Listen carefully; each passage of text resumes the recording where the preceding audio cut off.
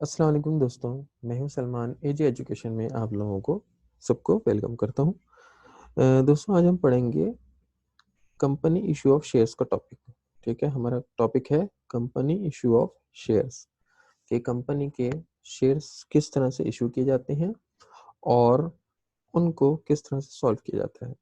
तो इस accounting question को अंडरस्टैंड करने से पहले हम सबसे पहले तो ये अंडरस्टैंड करेंगे कि जॉइंट स्टॉक कंपनी होती क्या है।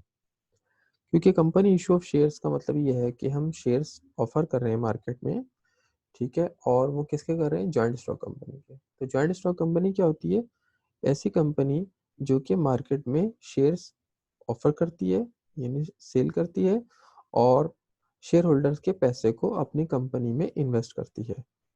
तो जॉइंट स्टॉक कंपनी की डेफिनेशन जैसे लिखी हुई है कि अ प्राइवेट और public limited company which is registered according to the law of company ordinance 1994। Pakistan में joint stock company company ordinance 1984 के तहत वजूद में आती है। ये पब्लिक या प्राइवेट लिमिटेड हो सकती है। पब्लिक लिमिटेड भी शेयर ऑफर करती है, प्राइवेट लिमिटेड कंपनी भी शेयर ऑफर करती है।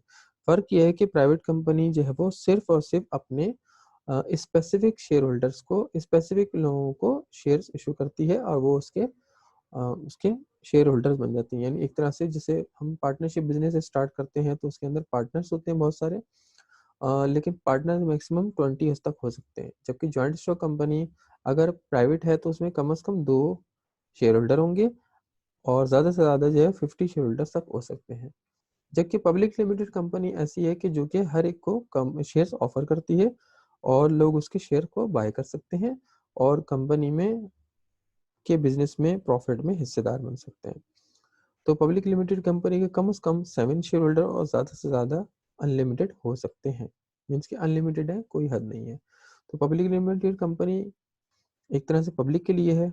कंपनी को मार्केट में क्या करती है? शेयर्स ऑफर करती है।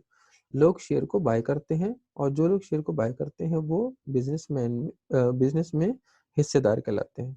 क्योंकि शेयर होल्डर का मतलब यही है कि जिसने शेयर खरीदा हो और वो बिजनेस में हिस्सेदार बन गया हो। अब शेयर है क्या? शेयर एक सर्टिफिकेट होता है जो कि ये बताता है कि आपकी कंपनी में ओनरशिप है। इसके अलावा वो कंपनी को सर्टिफाई करता है कि भाई सर्टिफिकेट मिल जाता है कंपनी का शेयर होल्डर को कि वो इस कंपनी का ओनरशिप में शामिल है, और जो भी प्रॉफिट मिलेगा वो उस शेयर होल्डर को अकॉर्डिंग टू कंपनी रूल्स के मुताबिक मिल जाएगा, और कंपनी जितना मुनाफा जनरेट करेगी उसमें से मिलेगा। एक चीज़ आपको और बताता चलूँ कि जॉइंट स्टॉक कंपनी में शेयर होल्डर्स को जो प्रॉफिट मिलता है वो लॉस भी हो सकता है, वहाँ पे उसको लॉस भी हो सकता है, क्योंकि शेयर्स इसी बेस पे दिया जा रहा होता है कि कंपनी के अंदर शेयर होल्डर जो है वो नुकसान और फायदे दोनों का जिम्मेदार होगा। ठीक है, अगर कंपनी के प्रॉफिट होते हैं यानी प्रॉफिट एंड लॉस शेयरिंग है। अगर प्रॉफिट हो रहा है कंपनी को तो कंपनी प्रॉफिट देगी, अदरवाइज अगर लॉस हो रहा है तो शेयर होल्डर को लॉस बेयर करना पड़ेगा। लॉस उसको किस तरह से बेयर करना पड़ेगा कि उसके शेयर की प्राइस की वैल्यू, शेयर की प्राइस मार्केट में कम हो जाएगी, जॉइंट स्टॉक मार्केट में। तो अब आ जाता है आपके पास कैपिटल ऑफ कंपनी। कैपिटल किसको कहते हैं? The share capital of a company can be of the following divisions. दो मुख्तलिफ तरह के हो सकते हैं। एक तो हो सकता है ऑथराइज कैपिटल, एक हो सकता है issued capital.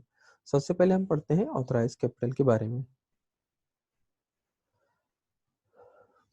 Student, authorise capital जैसे कि नाम से जाहिर हो रहा है कि जिसकी के कंपनी को अथॉरिटी मिली हो, यानी ऐसा कैपिटल जिसकी कंपनी को अथॉरिटी हो।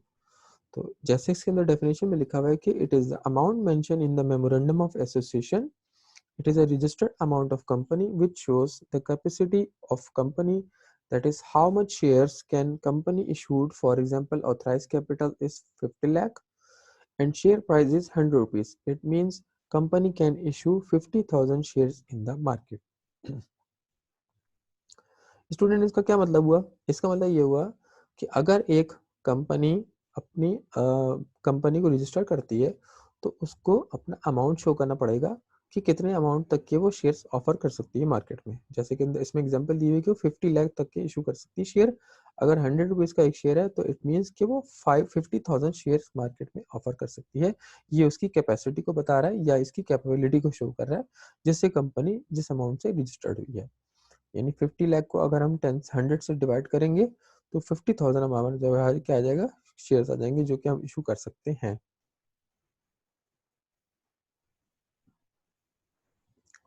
अच्छा, मेमोरेंडम ऑफ एसोसिएशन के बारे में भी आप लोगों को बता दूं कि मेमोरेंडम ऑफ एसोसिएशन क्या होता है। ये कंपनी का एक ऑर्डिनेंस होता है।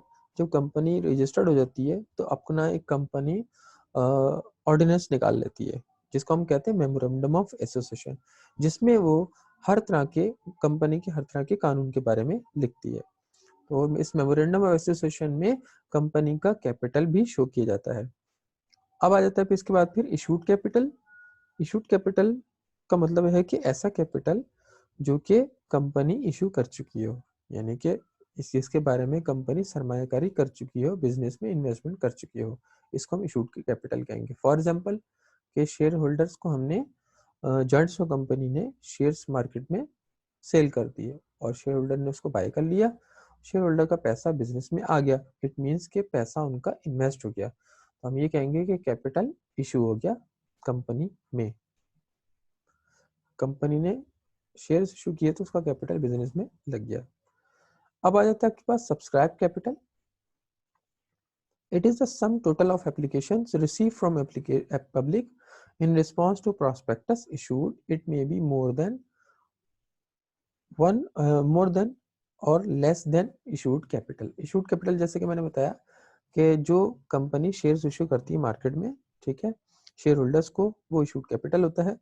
अगर इशूड कैपिटल से ज़्यादा है या कम है हमारा कैपिटल, तो वो सब्सक्राइब कैपिटल, तो लेस या मोर देन होगा, वो अनसब्सक्राइब मोर देन सब्सक्रिप्शन या लेस देन सब्सक्रिप्शन उसको हम कहेंगे। तो सबसे पहले तो सब्सक्राइब कैपिटल है क्या। कंपनी जब मार्केट में होता है कि जब शेयर्स ऑफर करती है तो वो बैंक के थ्रू कर रही होती है, और जो लोग शेयर्स को बाय करना चाहते हैं वो अपनी एप्लीकेशंस बैंक में जमा करा देते हैं पैसों के साथ। तो ये इसका मतलब ये हुआ कि बैंक उनको शेयर देने से पहले उनको एप्लीकेशंस देता है कि इनको फिल करके दें और साथ में पैसे जमा करा दे बैंक के अंदर। अब फॉर एग्जांपल हमने 10 रुपीज़ का शेयर एक ऑफर किया और हमने 15,000 शेयर ऑफर किए मार्केट में, लेकिन हमें 20,000 शेयर्स की एप्लीकेशन रिसीव हो गई, यानी एप्लीकेशन ज़्यादा रिसीव हो गई। तो शायद बाद एप्लीकेशन ज़्यादा रिसीव हो गई तो इट मीन्स कि पैसे भी हमें ज़्यादा मिले हैं।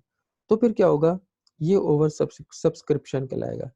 यानी सब्सक्राइब कैपिटल का मतलब यही है कि वो कैपिटल या वो पैसे जो कंपनी को रिसीव हो गए हो, ठीक है, एप्लीकेशन के अगेंस्ट में। एप्लीकेशन मीन्स के शेयर एप्लीकेशन के अगेंस्ट में उनको पैसे रिसीव हो गए हो। अभी इन्होंने शेयर्स इशू नहीं किए बल्कि शेयर्स की एप्लीकेशन वसूल की है और उसके साथ पैसा उन्होंने वसूल किया है, उसको हम सब्सक्राइब कैपिटल कहेंगे। जैसे कि मैंने बताया कि अंडर सब्सक्रिप्शन भी कहेंगे, ओवर सब्सक्रिप्शन भी। अगर हमें कंपनी की ऑफर जो है वो जो शेयर्स हैं उससे ज़्यादा पैसे मिल जाते हैं तो ओवर सब्सक्रिप्शन है, उससे ज़्यादा ओवर एप्लीकेशन सेल हो जाती है तो ओवर सब्सक्रिप्शन है, और अगर कम मिलती हैं, कम होती हैं, तो अंडर सब्सक्रिप्शन है। ओवर में कंपनी वापस करा देगी, शेयर्स एप्लीकेशन को वापस कर देगी। अंडर में क्या करेगी, अंडर में कंपनी ये करेगी कि शेयर्स को वापस, शेयर्स जो बच गए हैं उनको अंडर राइटर्स को दे देगी। अंडर राइटर्स कौन होते हैं, जो ज्वाइंट स्टॉक कंपनी के अंदर एजेंट का काम करते हैं और कंपनी के शेयर्स को सेल करके देते हैं, और उसके अगेंस्ट में वो फीस चार्ज करते हैं या कमीशन चार्ज करते हैं। तो इन्होंने ब्रोकर को या अंडर राइटर, ये ब्रोकर कहते हैं इसको, अंडर राइटर कह लें या ब्रोकर कह लें या एजेंट कह लें, उसके दे देते हैं शेयर्स, और वो मार्केट में सेल कर देता है और पैसे कंपनी को दे देता है, और जो उसकी कमीशन बनती है वो कंपनी उसको पे कर देती है। कॉल्ड अप कैपिटल क्या कहलाता है, it is that part of issued capital which is called from applicants share holder. The company में call up the whole of the amount or less. If the company calls less than the face value of the shares are said to be partly called up. तो shares को जो है वो partly called up कहा जाएगा। अगर company क्या करती है, फेस वैल्यू से कम ऑफर करती है, लेस देन, तो उसको हम कहेंगे कि पार्टली कॉल्ड अप। यानी कॉल्ड अप होता क्या है कि कॉल्ड अप का मतलब ये है कि फर्म जो कंपनी जो है वो जो एप्लीकेशन रिसीव करती है शेयर होल्डर्स की तरफ से, ठीक है, तो और उसके अगेंस्ट में पैसे कैपिटल उसके अगेंस्ट में शेयर्स इशू कर देती है, तो वो हमारा कॉल्ड अप कैपिटल कहलाता है। पेड अप कैपिटल क्या है? Paid up capital is the amount of which actual payment has been made by the shareholders. Paid up capital का मतलब ये है कि जो हमने एक्चुअल पेमेंट की है शेयर होल्डर्स की तरफ से, जो एक्चुअल पेमेंट हुई है शेयर होल्डर की तरफ से, यानी कंपनी ने शेयर होल्डर्स को शेयर्स सेल किए, शेयर होल्डर ने शेयर्स को बाय किया, शेयर होल्डर का पैसा बिजनेस में आ गया और इन्वेस्ट हो गया, तो ये इसको हम कहेंगे पेड अप कैपिटल। यानी पेड अप कैपिटल का मतलब ये होगा कि वो सरमाया जो पेड हो चुका हो, यानी बिजनेस में पेड हो चुका हो।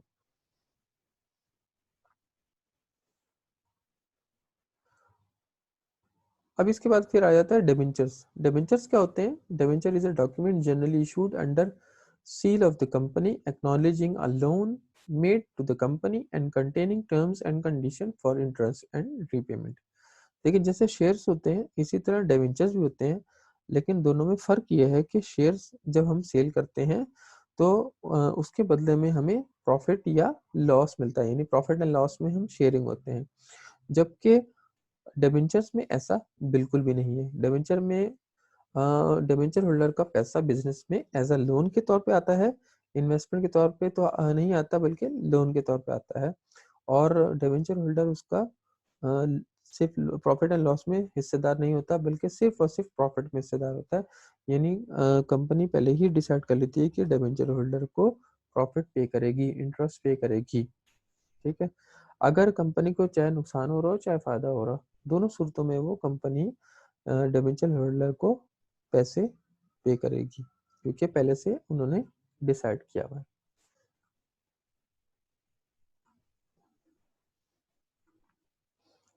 और इस पे क्या होता है, फिक्स इंटरेस्ट दिया जाता है, वो भी टर्म्स एंड कंडीशन पहले से डिसाइड कर लिया जाता है। इसके अलावा जो प्रॉफिट होता है वो जो डिबेंचर्स जो होते हैं वो 3 ईयर से लेकर 5 ईयर्स तक की ड्यूरेशन के लिए होते हैं, उससे पहले डिबेंचर होल्डर उनको वापस नहीं करा सकता।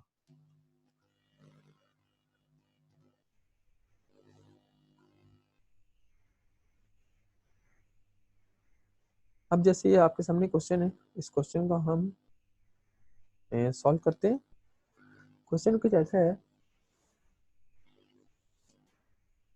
कि एबीसी कंपनी रजिस्टर्ड हुई कैपिटल के साथ, कितने कैपिटल? 10 लाख रुपीज के साथ। कितने? 10 लाख रुपीज के साथ, divided into ordinary shares of ₹10 each, और 10 रुपए का एक शेयर है, तो इट मीन्स कि हम कितने शेयर्स ऑफर कर सकते हैं मार्केट में? तकरीबन 1 लाख शेयर्स ऑफर कर सकते हैं।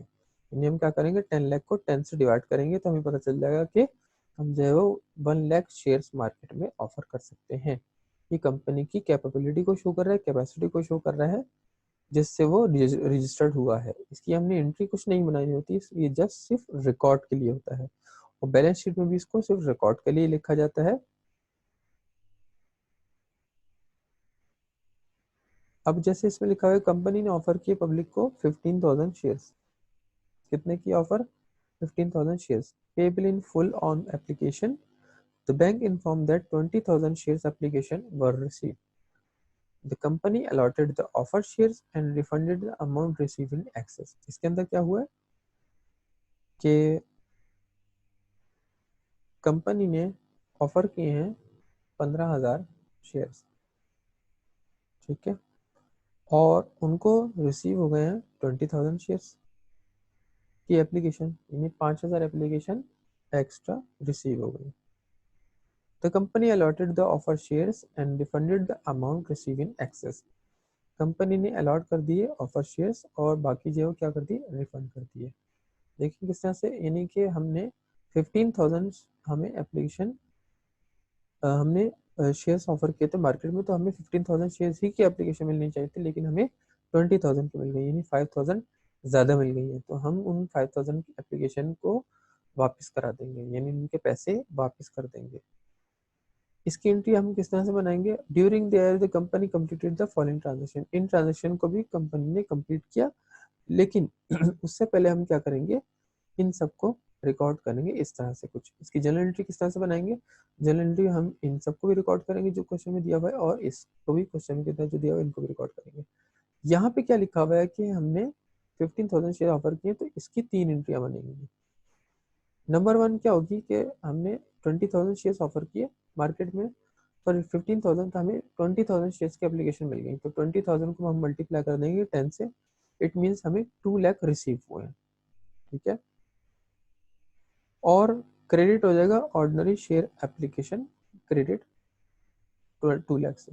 अभी हमने कैपिटल क्यों नहीं लिखा? क्योंकि कंपनी ने शेयर्स ऑफ सेल नहीं, ऑफर नहीं किए, सॉरी ऑफर किए, अभी इशू नहीं किए, अभी सिर्फ बैंक में पैसे आए हैं, तो इसलिए बैंक डेबिट।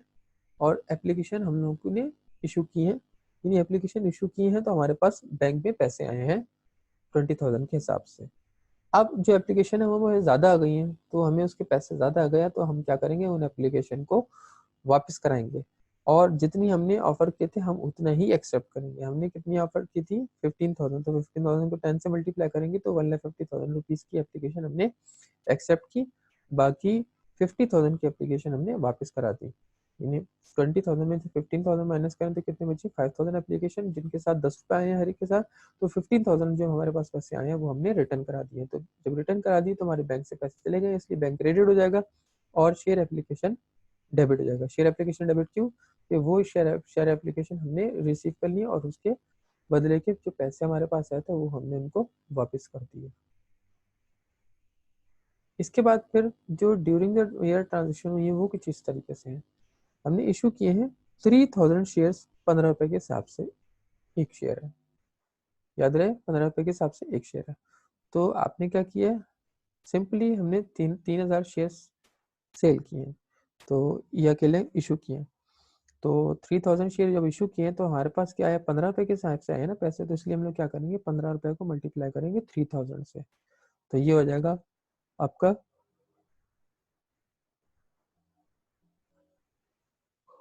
ये कुछ इस तरह से cash debit, share application credit और share capital credit. Share application credit और शेयर प्रीमियम क्रेडिट। प्रीमियम क्यों? क्योंकि हमने महंगा सेल किया है, हमने 3,000 शेयर्स 15 रुपए के हिसाब से दिए, तो हमने 45,000 रिसीव कर लिए, बैंक में पैसे आ गए। और शेयर कैपिटल क्रेडिट 30,000 रुपये से। शेयर कैपिटल क्रेडिट 30,000 रुपये से क्यों? क्योंकि हमने इसको 3,000 को मल्टीप्लाई किया इस तरीके से, मल्टीप्लाई बाय 10 रुपीज़ के हिसाब से, हमें तो वो 10 रुपीज़ के पड़े थे, तो हमने ये लिखा इसको, ठीक है, इस तरह से, तो ये 30,000 आया और प्रीमियम आपका 15,000। अब इसी तरह आ जाता है आपके पास, हमने 5,000 शेयर इशू किए हैं, किसको? प्रोमोटर्स को दिए हैं। प्रोमोटर्स कौन होते हैं? कंपनी के डायरेक्टर होते हैं जो कंपनी को प्रमोट करते हैं, तो उनको रिवार्ड के तौर पे शेयर्स दिए जाते हैं। वो शेयर्स कंपनी के लिए एक्सपेंस हैं, उसको हम कहेंगे प्रीलिमिनरी एक्सपेंसेस। प्रीलिमिनरी एक्सपेंसेस का मतलब ये कि बेसिक एक्सपेंसेस हैं हमारे कंपनी के। तो 5,000 मल्टीप्लाई बाय 10 यानी 50,000 के हमने उनको शेयर्स दिए। 50,000 के एक्सपेंसेस हैं, उसके बदले में हमने 50,000 के शेयर्स इशू किए। 5,000 मल्टीप्लाई 10 करेंगे तो शेयर कैपिटल 50,000 आ जाएगा। यानी हम शेयर जब जैसे जैसे हम कंपनी शेयर इशू करती जाती है, सरमायाकारी का पैसा जो है वो हमारे पास सरमायाकारी के तौर पे बिजनेस में इन्वेस्ट हो जाता है।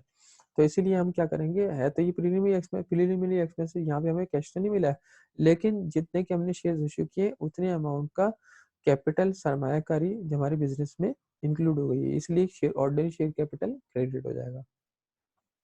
इसके बाद फिर यहाँ पे क्या है, हमने परचेस किया है इक्विपमेंट 30,000 की और उसके बदले में 2,500 शेयर्स दिए हैं और 10 रुपये के हिसाब से दिए होंगे, दैट मीन्स हमने 25,000 रुपये दिए। इक्विपमेंट जबकि हमारे पास कितनी थी?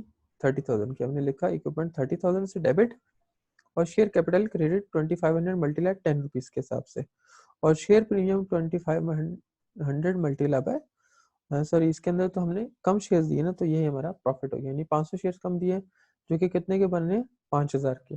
तो ये हमारा शेयर प्रीमियम क्रेडिट हो जाएगा। जो भी कंपनी का प्रॉफिट होता है उसको हम शेयर प्रीमियम कहते हैं, और जो सरमायाकारी है उसको कैपिटल कहेंगे। इसके बाद फिर लैंड आ जाती है। लैंड हमने क्या की है, बाय की है। क्वेश्चन में लिखा हुआ है हमने लैंड बाय की है 50,000 की और 15 रुपीज के हिसाब से। 50,000 शेयर्स को मल्टीप्लाई 15 से करेंगे तो हमें पता चल जाएगा कि हमने लैंड कितने की बाय की है। यहाँ पे हम लिख देंगे लैंड, तो ये हो गई आपकी 7,50,000 की। उसके बदले में हमने शेयर कैपिटल जो है वो 5 लाख का इशू किया। अब उसके बाद और जो है शेयर प्रीमियम हमारा कितना हो गया, 5 रुपए के हिसाब से 2,50,000 रुपए। कैसे, 50,000 मल्टीप्लाई 10 करेंगे तो ये 5 लाख आ गया शेयर कैपिटल और बाकी शेयर प्रीमियम।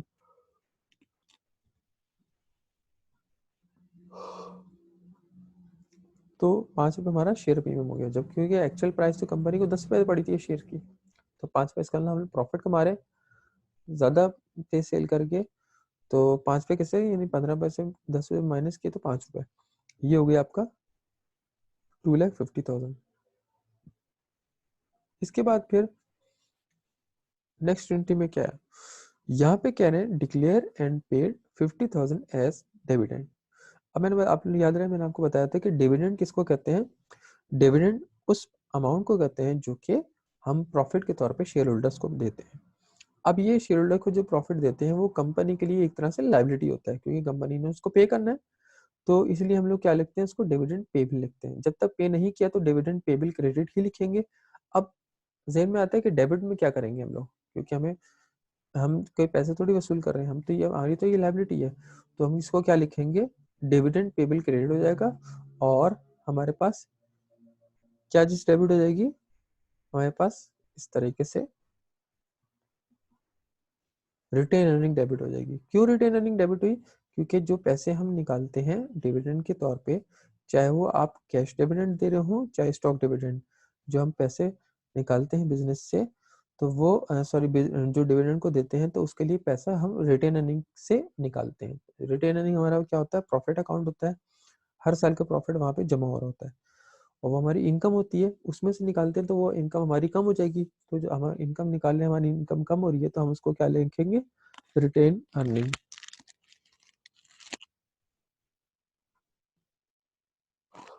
उसको हम लिखेंगे रिटेन अर्निंग डेबिट और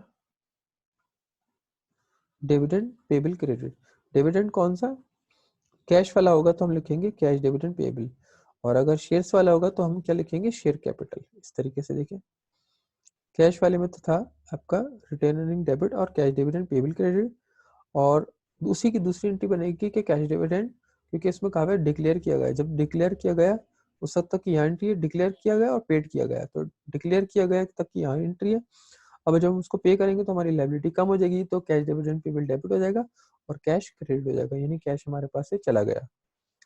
इसके बाद फिर जो दो किस्म की डिविडेंड है, एक कैश है और एक स्टॉक डिविडेंड। स्टॉक डिविडेंड जो है वो कितना कह रहे हैं, हमने 50,000 जो है वो sorry 10,000 ordinary shares stock dividend जो है वो के तौर पे दिए। तो ये भी हमने डिक्लेयर किया होगा पहले और फिर उसको इशू किया। तो यहाँ पे भी हम लिखेंगे रिटर्निंग डेबिट 10,000 मल्टीप्लाई 10 रुपीज़ के हिसाब से, क्योंकि एक शेयर 10 रुपये का है तो 1 लाख हो गए, और stock dividend pay bill 1 lakh से क्रेडिट हो जाएगा। इसके बाद फिर stock dividend pay bill debit हो जाएगा क्योंकि हम लायबिलिटी पे कर रहे हैं, और ऑर्डिनरी शेयर कैपिटल क्रेडिट हो जाएगा 1 लाख से। इसके बाद फिर लास्ट वाली एंट्री के अंदर कह रहे हैं purchase building and paid 10,000 number of ordinary shares at ₹15 each. हमने 15 रुपये का शेयर दिया और 10,000 शेयर्स दिए, किसके बदले में, एक बिल्डिंग के बदले में। बिल्डिंग की प्राइस नहीं लिखी हुई, हम 10,000 को मल्टीप्लाई करेंगे 15 से, तो ये हमारे पास आ जाएगी बिल्डिंग 15 लाख की। और इसका मतलब ये हमने 15 लाख की मशीन बिल्डिंग बाय की है, उसके बदले हमने 10 रुपये के हिसाब से जो है 10,000 शेयर्स ऑफर दिए। यानी कैपिटल प्राइस में हमेशा हम 10 रुपीज़ पार वैल्यू के हिसाब से ही लेते हैं। तो ये हो गए 10 लाख रुपीज़। इट मीन्स कि हमने 5 लाख रुपए प्रॉफिट कमाया। तो share premium credit, share capital credit और शेयर प्रीमियम भी क्रेडिट हो जाएगा। तो ये हमारी जो है इस तरह से एंट्री बन जाएगी।